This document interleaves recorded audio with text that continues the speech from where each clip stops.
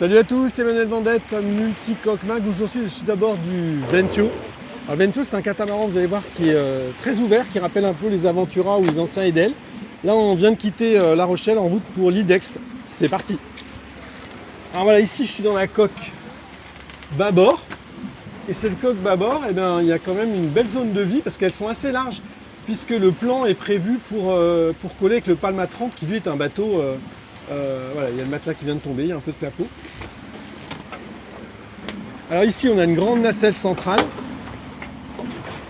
On a pu mettre l'annexe. Ah là, il y a Pierre. Donc Pierre, il fait toujours du dart. Et voilà, et Pierre, en plus, il règle. Alors, qu'est-ce que tu règles? C'est toujours le génois que tu règles. Ouais. Donc c'est un faux coteau-vireur.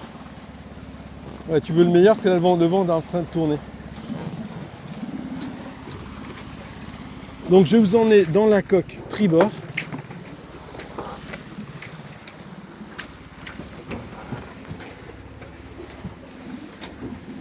Donc voilà, là aussi pas mal de volume. On a là aussi une autre cabine double possible, l'électronique là qui est ici sur la gauche de la coque. Et toujours une capote pour assurer la protection. Vous avez vu, il y a deux manettes parce que c'est des moteurs hors bord ici.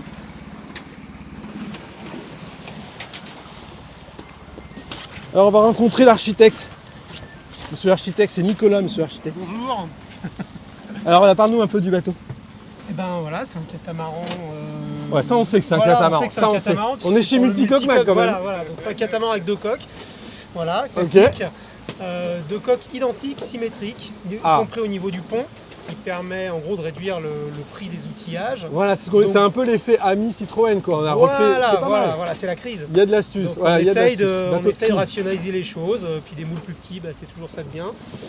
Et donc voilà, c'est un bateau qui est réassemblé entre guillemets, contrairement à pas mal de bateaux qui sont construits avec un moule pleine largeur. D'accord. Ça nous permet d'offrir voilà, un grand carré central au grand air, pardon. C'est un peu ce qu'on voulait offrir sur le Ventio.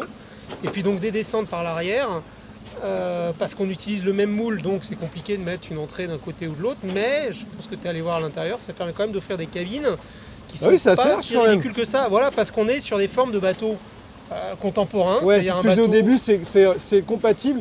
L'architecture générale est compatible avec celle du Palma 30, qui est la version donc beaucoup plus bourgeoise, carrossée. Complètement. Donc là, en fait, on fait un bateau un petit peu plus dépouillé, mais avec un volume conséquent. D'accord. Donc on est un peu dans l'esprit van life, ce genre de choses, quoi. D'accord, oui, qui rappelle aussi les anciens Aventura, les